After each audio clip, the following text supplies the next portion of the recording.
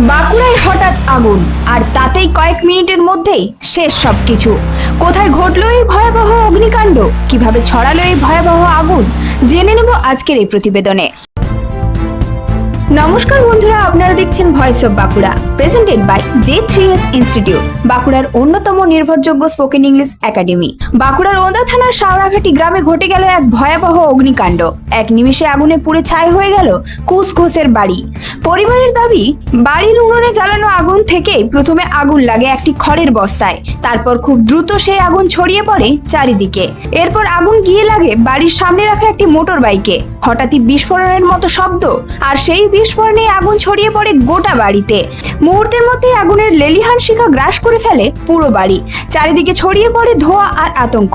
চিৎকার শুনে ছুটে আসেন স্থানীয় বাসিন্দারা। প্রথমে নিজেরাই আগুন নেভানোর চেষ্টা করেন, কিন্তু আগুনের তীব্রতা এতটাই বেশি ছিল যে তা নিয়ন্ত্রণে আনা সম্ভব হয়নি। খবর পেয়ে ঘটনাস্থলে পৌঁছায় দমকল এবং ওন্দা থানার পুলিশ। দমকলের প্রচেষ্টা শেষ পর্যন্ত আগুন নিয়ন্ত্রণে আসে, তবে ততক্ষণে বাড়ির প্রায় সবকিছুই পুড়ে ছাই। ঘরের আসবাব, নিত্য প্রয়োজনীয় জিনিস সবকিছু হারিয়ে এখন কার্যত অসহায় পরিবার। এই ঘটনায় এলাকায় নেমে এসেছে গভীর শোকের ছায়া।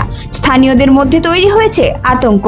গ্রামাঞ্চলে এখনো পর্যন্ত অনেক বাড়িতেই উনুনের ব্যবহার করা হয়, আর সেখান থেকে যে কোনো সময় এমন বড় দুর্ঘটনা ঘটতে পারে, সেই আশঙ্কা এবার সামনে এলো। একটি ছোট অসতর্কতা, আর তাতেই মুহূর্তে বদলে গেল একটি পরিবারের জীবন। এই ধরনের গুরুত্বপূর্ণ খবর সবার আগে পেতে আমাদের চ্যানেলটি সাবস্ক্রাইব করুন আর ভিডিওটি শেয়ার করতে ভুলবেন না। আপনার মতামত কমেন্টে জানান আর লাইক শেয়ার করে ভয়েস অফ বাঁকুড়ার পাশে থাকুন।